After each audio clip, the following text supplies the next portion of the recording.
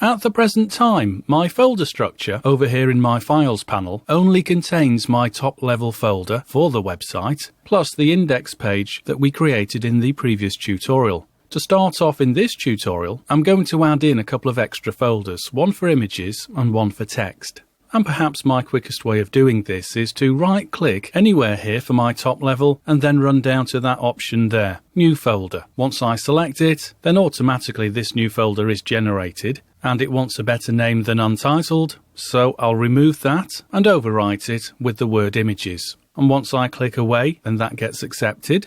Let's do this one more time so I can create another folder, but this time for text. So I'll right-click here once more, I'll choose New Folder, and then this time I'll substitute Untitled for text. And then once more, click in a blank area to have that accepted.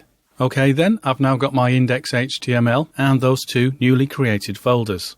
Now I know it doesn't really matter that they are presented like this, index there with images and text underneath. I want to refresh this though, so that those two folders are at the top, just above my index.html file. And I can do that by clicking on this second button along. This is our refresh button, and as soon as I select it, then automatically my two folders are listed in alphabetical order, with my separated index.html file at the bottom.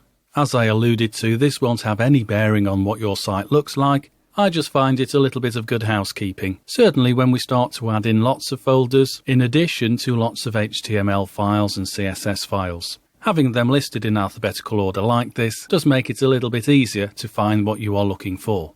Now, speaking of HTML files, I'm going to create a brand new one, and I'm only doing this so I can add in some text to it, and then in the next tutorial, any text that I have added in, I can copy and subsequently paste that text into my main index.html file. Now, ordinarily, I wouldn't work like this. I wouldn't create a separate file just for text. I'm only doing it so that you've got it, and you'll find the particular file within your work folder. It's really just to save you some time.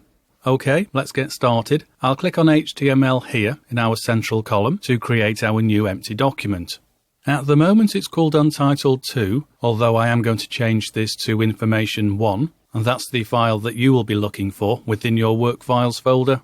And I'll start off simply by giving this the name Stockton Heath here. And then next, because I do want to save this, and I want to save it with a new name, I'll come up to File, and then I'll roll down to Save. Now, because I've not saved this previously, despite me choosing Save there, this automatically opens up the Save As dialog.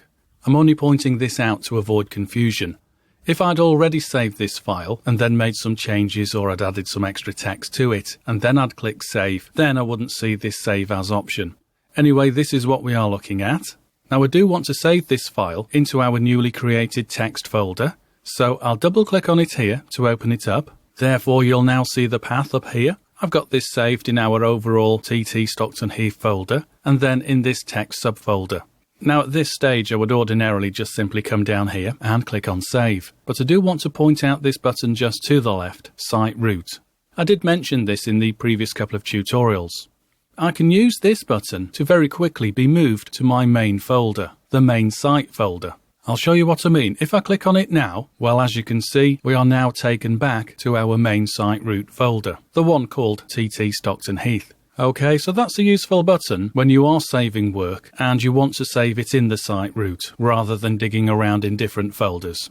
However, that all said, I do actually want to save this file in our text folder, so I'll double click on it once more to open it up. And then moving down to my file name field, I'll left click here and remove where it says Untitled 2, and then I'll retype in Information 1, and ensuring that the .html remains intact. And once I'm done with that, all I need to do is run down and click on Save. Okay, so of course now my tab up here, that until a few moments ago said Untitled, now takes on our new name, Information Number 1.